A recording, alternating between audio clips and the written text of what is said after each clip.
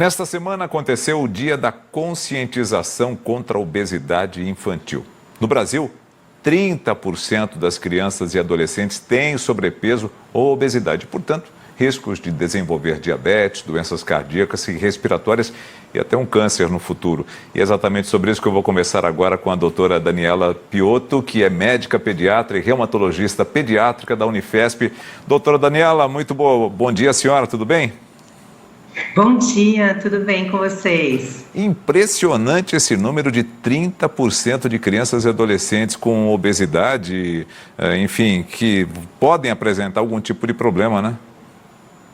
Sim, com certeza. Segundo até os dados do Ministério da Saúde, da década de 80 para cá, praticamente triplicou, né, o número de pessoas obesas e aumentaram quase 5 vezes o aumento entre crianças e adolescentes. E nesses últimos 2 anos, né, nesse último ano praticamente, aí, a gente já indo para o segundo ano da pandemia, toda essa questão aí de home office, de homeschooling, de a gente ficar mais sedentário em casa nesse momento de pandemia, realmente a gente viu que aumentou muito na prática, né, as crianças e os adolescentes mais obesos, até os pais, né, refletindo aí toda a família de uma mudança cultural e ambiental, né? Pois é, quando a gente fala de obesidade, que tipo de peso, que valor de peso a gente está falando em proporcional ao tamanho, proporcional exatamente à idade? Como é que a gente pode mensurar isso? Isso mesmo. Em crianças a gente depende, assim como adultos, depende muito da relação peso e estatura. A gente sempre tem que medir a criança, ver a curva de crescimento dela e a gente calcula o índice de massa corporal e de acordo com esses índices a gente classifica a criança como sobrepeso ou obesidade, né, leve, moderada a grave. Então é muito importante manter a rotina regular com o pediatra, até neste momento de pandemia, para a gente poder ter esse controle com a família, a gente saber todos os fatores que podem estar interferindo. Na prática, a gente está vendo crianças ganharem até 5 a 10 quilos nesse último ano de pandemia. Então, realmente é um problema de saúde pública e deve ser encarado como uma doença crônica, como você mesmo mencionou, né? Risco de AVC, de até problemas de sobrecarga nas articulações, problemas do sono. Então, a gente sabe que tem um impacto muito importante na saúde da criança. Tem aparecido muito a questão do diabetes em crianças?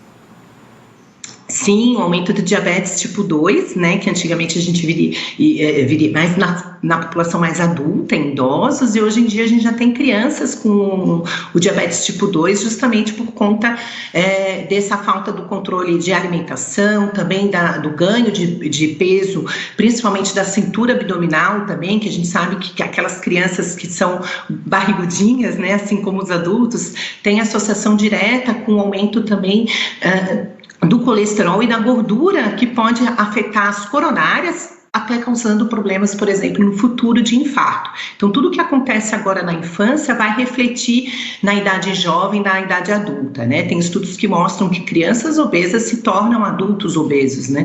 Então, a gente sabe que é muito importante a gente já ter esse controle de mudança de hábito alimentar agora nessa faixa etária. Eu lembro quando era pequeno, né? Se você não fosse gordinho, né? Se o bebê não fosse gordinho, rechonchudo, tinha algum tipo de doença, né? E eu lembro até que tinha uma questão que não se fazia, que era um exame de sangue para saber se a criança tinha colesterol. Hoje isso é um hábito, né? E eu lembro de algumas mães dos meus amigos, né? Quando tiveram filhos, nossa, mas já tem colesterol nessa idade, tão pequenininho, mas tem, né? Tem, com certeza. A gente sabe que é importante também fazer um check-up infantil, principalmente se a família tem história familiar de colesterol alto, de algum infarto, principalmente numa idade muito jovem, de um AVC. Então, tudo isso é analisado na anamnese, na história familiar da criança, para a gente poder indicar uma triagem de colesterol e de glicemia já pequenininho mesmo, a partir dos 2, 3 anos de idade. Mas é bem difícil, né? Porque a oferta é muito grande de coisas gostosas, né? É difícil você dizer à criança que ela não pode comer aquilo, não deve comer aquilo. De fazer uma refeição balanceada, né? Não é uma situação fácil para o pai, né? Não é fácil, infelizmente. A gente sabe que hoje as propagandas infantis, elas são atraentes, né? Então, normalmente são pacotes fáceis de abrir. Hoje a gente até tem campanhas para estimular que você descasque mais do que desembalar, né? É muito mais fácil abrir um pacote de bolacha, por exemplo, do que ir lá pegar na fruteira uma banana ou descascar uma maçã, ter que trabalhar a arcada dentária. Então, infelizmente, isso, as propagandas, elas facilitam. E a gente sabe também que nesse momento de pandemia, de caos, em que a gente também tem muita ansiedade, o nosso próprio organismo, ele procura por alimentos que trazem sensação de saciedade, de prazer rápido, né? Quem não come um pouquinho mais de doce quando está nervoso, ansioso, isso acontece também com as crianças. Então, por isso que é muito importante também o acompanhamento psicológico e trabalhar essa saúde mental para a gente poder entender o que está acontecendo para ela poder ter esse ato compulsivo na comida, né? Mas eu posso negar tudo a essa criança? Assim, não, você só vai comer salada, você só vai comer brócolis, vai comer só agrião, não vai comer um biscoitinho, não vai comer uma bolachinha, não vai comer nada disso. Eu devo fazer isso ou devo fazer ali um meio de campo bom para que ela possa também fazer uso de outras coisas gostosas, né? Fica-se de passagem. Isso mesmo. É importante as trocas saudáveis, né? Primeiro de tudo, antes de falar das crianças, a gente tem que falar dos pais, né? É importante os pais reverem a lista de compras.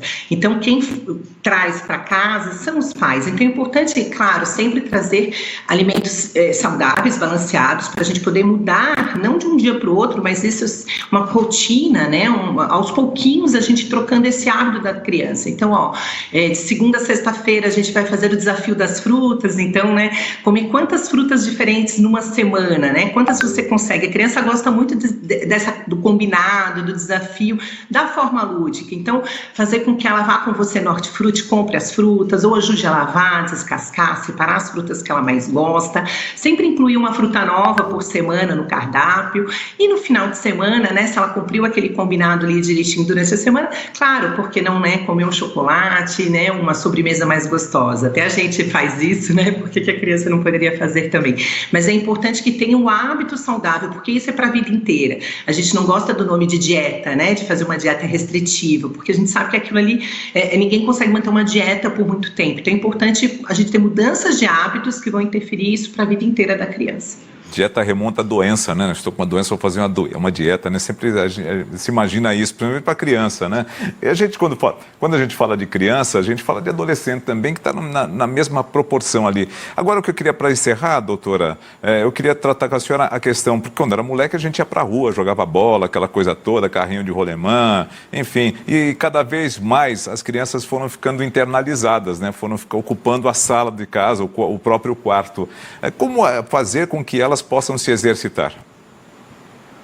Esse é um desafio, principalmente nesse momento da pandemia, em que a gente teve que ficar em casa, né? Foi proibido a gente ir para a rua. Então, assim, muitos pais tiveram que se reinventar. Então, a gente tentar fazer com que os pais também tomem essa iniciativa de repente, tirar aí 1 horinha por dia desse home office, de trazer a criança para fazer um circuito, aulas de dança. Hoje a gente sabe que tem aplicativos e tem também, as crianças jogam muitos jogos eletrônicos, muito tempo sentados, mas existem jogos que estimulam você jogar um futebol, de você simular uma dança. Então, você trazer essa parte também dos eletrônicos para movimentação e atividade física, né? Nesse momento também de flexibilização, trocar uma hora de jogo eletrônico por 1 hora de andar de bike, de dar uma volta na quadra, né? Se você for ter que ir para a escola, tentar pular um metrô antes, né, um ônibus antes, você andar ali, fazer o adolescente andar, caminhar. E a gente fala que é muito importante a gente ir pela frequência. Então, é mais importante a criança todos os dias andar 5, 10, 15 minutinhos do que ela fazer um exercício de alto impacto durante 1 hora, só uma vez por semana. É importante criar esse hábito de atividade física, que aos pouquinhos vai liberando cada vez mais endorfina, dando a sensação de prazer, e a criança vai vendo que aquilo ali é saudável, vai melhorar o sono, vai melhorar o bom humor e vai incorporar isso também para a vida inteira, né? Aqueles que têm um petzinho, é só passear com ele um pouquinho, levar ele para passear um pouquinho, já vai dar uma boa ajuda para o cachorro e para o adolescente ou para a criança também. Doutora Daniela Piotto, muito obrigado por nos atender aqui no Band News. Muito obrigada, até a próxima. Até a abraço próxima. a todos e vamos se mexer.